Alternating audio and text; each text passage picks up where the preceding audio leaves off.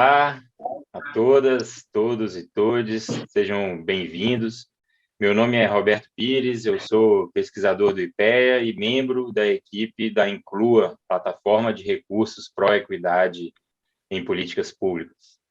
Como vocês já sabem, a Inclua tem como objetivo oferecer ferramentas de diagnóstico e recursos que possam auxiliar aí profissionais e trabalhadores envolvidos, né, com a execução de políticas públicas, a torná-los mais inclusivos, né, e avançar, né, no fortalecimento da equidade junto a diversos públicos, né, que são atendidos. E uma dessas ofertas que a Inclua traz são as curadorias. E hoje a gente está aqui para conversar sobre uma curadoria em torno de um tema muito importante, que é o racismo algorítmico. E aí nós temos um convidado muito especial para conversar conosco sobre isso, que é o Paulo Renan da Silva Santarém. O Paulo é servidor público com atuação no judiciário e também experiências no Poder Executivo e tem uma trajetória muito rica nessas interseções complexas, né, entre os temas aí de raça e tecnologia. Paulo, seja bem-vindo, agradecemos aí a sua participação. E aproveito para pedir para você contar um pouco para a gente sobre a sua trajetória em relação a esses temas, né? Obrigado, Roberto. Agradeço imensamente a oportunidade, né, de poder colaborar com esse projeto. E essa intersecção, né, do direito da raça e da tecnologia, acho que é o ponto mais recente, assim, na minha trajetória, que eu sou graduado em Direito, né, entrei em 2000 na faculdade, e aí, no momento final da graduação, comecei a me interessar academicamente pela parte de tecnologia, fiz um mestrado na área entre 2008 e 2010, e de 2009 a 2010 eu atuei na elaboração do Marco Civil da Internet, né, e consolido essa abordagem do direito da tecnologia com uma pegada de direito constitucional, de direitos fundamentais. E essa área em si, ela tem se especializado, né, tem se diversificado, se ampliado para vários temas mais particulares, e especificamente durante a pandemia, agora, eu já, com alguns anos, dando aula em coisas de criança e adolescente com pegada de tecnologia e responsabilidade civil de plataformas online, e até já vinha há um ano e meio dando aula de Direito, Inovação e Tecnologia, e eu me sensibilizei para a percepção de que as lives, né, tão famigeradas lives que estavam acontecendo muito, vinham com as indicações dos participantes e, invariavelmente, não tinha pessoas negras, né, nos temas, a não ser quando era o assunto da negritude em si. Isso me incomodou, me aproximou do movimento negro e de umas pessoas que já estavam também tendo esse olhar específico da raça com a tecnologia, especialmente o pessoal da antropologia, da sociologia e da comunicação. E aí, então, eu, né, me vejo com essa interface tripla aí, né, de olhar para essa exclusão na tecnologia com recorte racial, com esse aporte do direito, né? E aí faço parte, então, de uma ONG, o Aqualtune Lab, que foi fundado ano passado, em 2021, e esse ano assumi como diretor da instituição, e a gente tem essa abordagem central, né, de racializar essas questões de direito e tecnologia. Fantástico. E aí, Paulo, conta um pouco para nós como foi, né, nessa trajetória o seu contato, né, com esse tema do racismo algoritmo e também explica para a gente melhor o que ele representa, né, hoje. Enfim, a gente tem diversas reproduções de violências, de exclusões e de concentrações e privilégios, né, na tecnologia digital de comunicação. Não é muito diferente, né, se a gente for olhar para um aspecto mais materialista de outras tecnologias, né, que também tiveram impactos desse tipo na sociedade, mas ela renova uma crença numa neutralidade, ela renova uma crença em uma infalibilidade, né? Autores vão falar em tecnoutopismo, né? A ideia de que a tecnologia digital viria a solucionar muitos problemas, até questões de representatividade, por exemplo, né, democrática, da participação cidadã, e a internet poderia vir para resolver tudo isso. E nesse cenário, a gente tem tido muito emprego de ferramentas de investigação automatizada e de investigação que partem também desse tecno-utopismo, né, e particularmente reconhecimento facial, né, então a segurança pública acaba sendo uma área em que fica muito claro, fica muito evidente, né, a diferença entre os erros.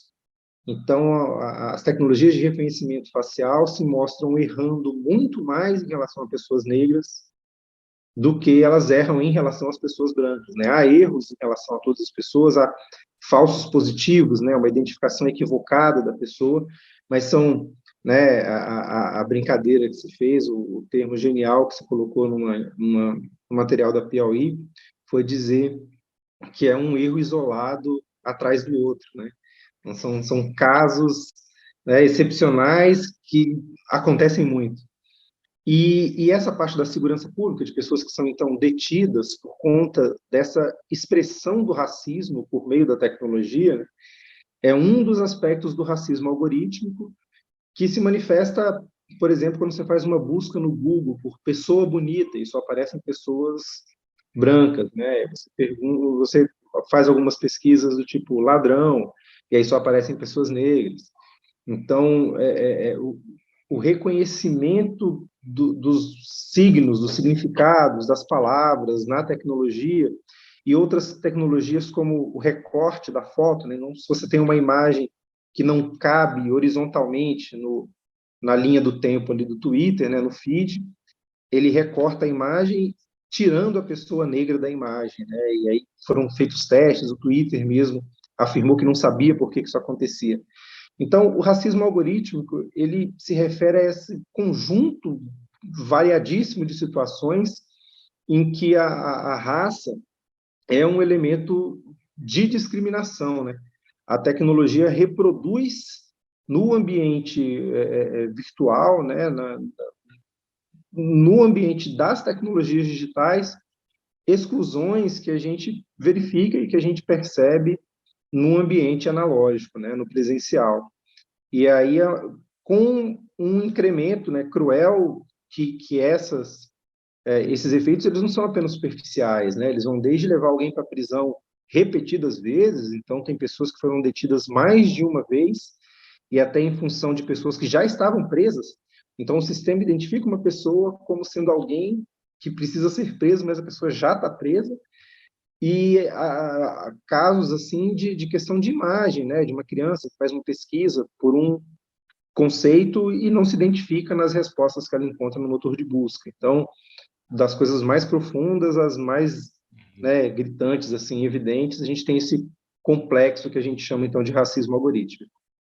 Exato, e com a crescente utilização, né, dessas ferramentas nesses processos, né, de digitalização dos serviços públicos, é realmente muito preocupante, né, os efeitos que isso pode ter, né, numa atenção inadequada ou até violenta, né, com a população negra E e algumas situações que não são de fácil percepção. Então, por exemplo, é você tentar se autenticar em um sistema da Caixa Econômica ou da Receita Federal e o seu rosto não ser reconhecido, né? Porque o padrão que foi utilizado não é o de uma pessoa negra, e aí o sistema não vai captar os elementos, então você não vai conseguir ter acesso aos serviços públicos da mesma maneira, porque você não está com o mesmo selo de verificação de identidade.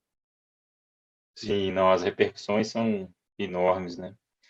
E em relação ao enfrentamento disso, né, Paulo, que a gente sabe que é um caminho complexo, mas ao mesmo tempo muito já está sendo produzido, né, no sentido de tornar as pessoas mais atentas, né, e as tecnologias também mais sensíveis, né. E aí, nesse sentido, a gente te agradece muito, né, pelo esforço de seleção, né, que você fez, né, você aí nos brindou aí com um conjunto de recursos muito interessantes, né, e úteis, né, para o nosso público-alvo, né, envolvendo lives, webinars, eventos, podcasts, sites, né, outras plataformas, né, que de fato permitem, né, as pessoas não só tornarem mais familiarizadas, mas também já encontrar algumas formas de lidar, né, com esses assuntos. Você poderia comentar para a gente um pouco essas sugestões que você fez e como que Claro, elas podem ser úteis? certamente, Roberto. A gente tem como grande referência hoje no Brasil, eu diria, de um estudioso, né, um grande compilador do tema, o Tarcísio Silva, que tem o histórico dele da comunicação social, né, com muitos estudos de base sociológica. E acho que a grande chave ali dos recursos que eu compilei é a linha do tempo, né, do racismo algorítmico, que é um compilado de casos, situações, né, eventos problemáticos que estão sendo listados ali e que vão fazer uma é um arcabouço, né, de todo esse conjunto de dificuldades que a gente tem enfrentado cotidianamente, né, e algumas repercussões também que são noticiadas na mídia. Além desse esforço, né, de pesquisa que o Tarcísio tem feito, ele também compilou um livro sobre a temática maior de tecnologia e raça e olhares que ele chama de afrodiaspóricos, né, que tem esse recorte, essa junção, esse atravessamento, né, das pessoas negras que acabam experimentando de alguma forma comum as dificuldades com a tecnologia ou as potencialidades da tecnologia, e ele faz essa organização desse livro. E aí enfim, tem o artigo também que ele escreve, a participação dele no podcast tem ele também escrevendo um artigo com o Sérgio Amadeu, e aí já começa a pegar a interação do Tarcísio com outras figuras também muito importantes, né? O Sérgio Amadeu da Silveira, que tem uma atuação política também nos anos 90 no Brasil, na parte do software livre, e que é um grande nome de uma abordagem crítica desse solucionismo tecnológico e de como a vigilância se coloca nas nossas vidas com esse viés heróico, né, que, na verdade, tem danos para a sociedade, para os indivíduos. Depois, um webinar, né, uma live, em que a gente vai ter aí outros nomes também, né, sob a curadoria do Tarcísio, mas a gente tem a Bianca Kremer, a Carla Vieira, o André Mintz também participando de uma conversa ali a respeito desses racismo, machismo, xenofobia e outras questões em que a inteligência artificial, né, acaba expressando essas discrepâncias.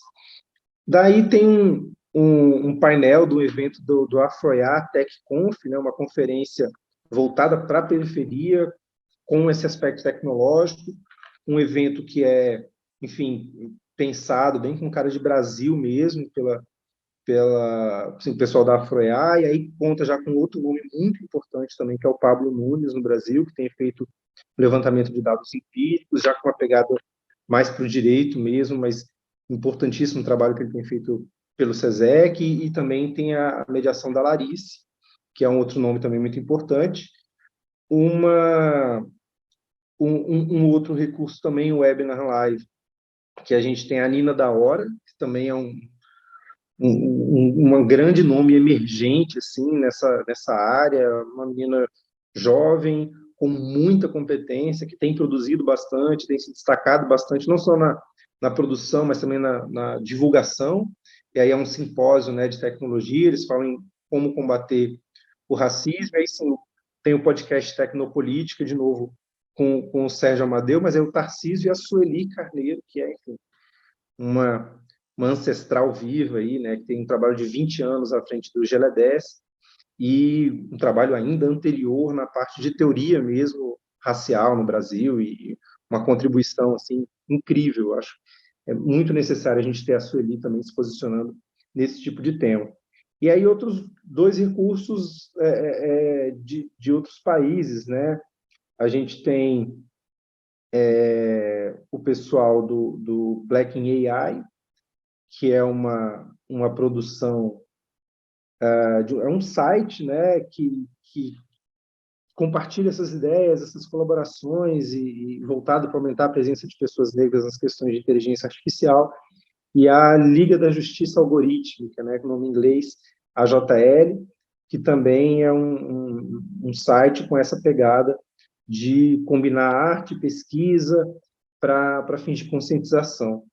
E um último recurso é um artigo, né, acadêmico, uma análise sobre a virtualização dessas práticas preconceituosas, um estudo de caso mesmo de um sistema de segurança dos Estados Unidos que expressa esse tipo de reflexo de uma parte bem ruim do mundo real, aí pela pesquisadora Andressa Machado Souza. Então, a gente vai do acadêmico, passa pela live, podcast, internacional, e uma linha do tempo, então uma tentativa de mapear todos, um pouco, né, um resumo aí do que a gente tem, como você disse, produzido bastante nessa temática. Não, excelente. É um conjunto de recursos muito interessante que eu acho que nos proporciona assim, entender melhor a questão e ver por onde ela está sendo encaminhada, né, no debate mais amplo. Minha ideia foi Então, trazer as temáticas e os nomes, né? Então, pesquisando pelo Pablo, pela Nina, Sueli, pela Andressa, você vai conseguir encontrar o que eles têm feito mais além disso, e é uma porta de entrada, mas é também um convite para se aprofundar. exatamente. Então, ficamos por aqui convidando aí todas e todos a visitarem a curadoria, explorarem os recursos sugeridos pelo Paulo e contamos aí com vocês para as próximas curadorias. Até mais. Obrigado, Paulo. Eu agradeço, Roberto. Um abraço. Um abraço.